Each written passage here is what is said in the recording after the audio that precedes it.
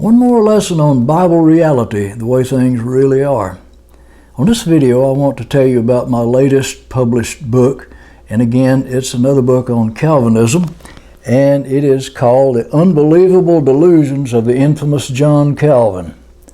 My second book, and I've republished it from a former publisher, which is, it looks like this, The Calvinist Delusions. And I have rewritten it and republished it with another publisher. I've reduced the cost. It's much more economical. Print is a little larger, and but the essence of the truth involved is still there. I've just spruced it up some. It's written much better. And I want to tell you a little bit about it. First of all, I said it's my second republished book. The first one that I showed you on YouTube videos was this one, The Calvinist Conspiracy, by another publisher. And I rewrote that book and republished it as this demonic conspiracy known as Calvinism by a new publisher. Again, larger print, lower cost, and the essence of the message is still there, but it's written much better. I deleted some of the material I had before that was not necessary. So, but in this new book, which I want to emphasize, I want to tell you a little bit about it, just a little bit, and go through some of the contents pages, because these are things that I talk about that it has infected much of the church around the world for the last 500 years. And when you read this book and the different chapters, when you just look at the titles, you'll recognize some of the things that you hear in church circles. And this book shows that the Calvinist version was deceptive, was wrong, was anti-Bible, and the Bible version is the correct one. And this book, like all my others, is filled with many scripture passages. First of all, I hit the primary delusion of John Calvin. He said that God planned Adam's fall, and I show in this book there's no way that could be. That's a Calvinist lie. God did not plan Adam's fall, and therefore the fall of the human race. And of course, based on that is that his perverted vision of predestination. Since God planned Adam's fall, Calvin said, then he also decided to save some of the fallen creatures of Adam's race, and that's unconditional election.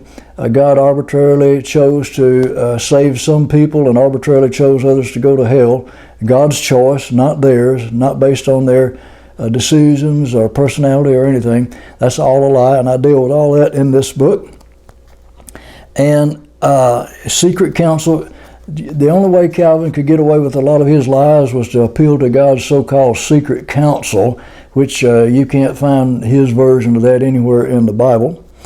And then I have a chapter about adding not to or taking away from God's word, which John Calvin did all the time in order to establish his doctrine, supposedly as the truth, and is nothing but the devil's lies. I use many examples, few or none. John Calvin demanded that other theologians in their theologies could use many Bible examples to prove their point. They would have to. He demanded that. But not only did he not demand himself to have many Bible examples, he based many of his doctrines on no Bible example at all. He just made it up. So, and then again, I deal with the miraculous. John Calvin did away with the miraculous, and that's spread throughout the church. Most of the church today believes what Calvin taught about that, and it's all a lie of the devil. And he rejects the Bible information and revelation about the devil, his origin and his purpose and so forth. And then he came up with his own ideas about the devil and the devil's purpose, and those are all lies. And I show the real Bible teaching on the devil and his purpose and who he is and what he is about. And I'm just hitting the highlights here. A big one is that he says believers must approach God as suppliants. We're children of God. We've been born again. We're new creatures. Old things have passed away. But he said we're still sinners, and we must approach God in prayer as suppliants, which means beggars. God's children must see ourselves as beggars, John Calvin taught, and that is a lie. And also, you'll see this and hear this on almost every church service you go to, and Christian, so-called Christian books and theological books are most blessings reserved for future life. In other words, it's taught widespread today that you can't expect many blessings in this life. They're all postponed until we get to heaven. That's when we're going to get the good stuff, when we get to heaven. And that's a lie of the devil, and I prove that with scripture after scripture in this book. Are our trials God's will or Satan's will?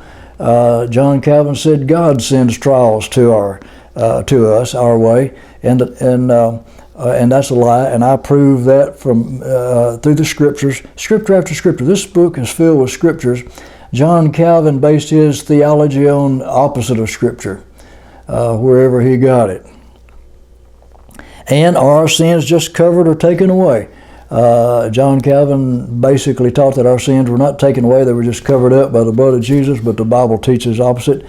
The blood of bulls and goats could not take away sins, but Jesus shed blood did and made us new creatures in Christ. And there are other things, some weird things. And I have a chapter with a miscellaneous, bizarre Calvinist doctrines and so forth. There are many other lies of the devil that John Calvin taught that I prove are lies by the scriptures. If you can't believe God's word, his written word, then what can you believe? How do people think they can get away with believing what man came up with, man's ideas, human doctrines, but they question God's word? But multitudes of people do that today. And in these videos, in talking about Bible reality, and the way it really is, according to God's Word, and God's Word is the truth. I'm trying to help people around the world come to the knowledge of the truth so they can know that they're saved, they can actually be saved and not trust in some man's doctrines, but in the very Word of God. And that, my friends, is the way it really is.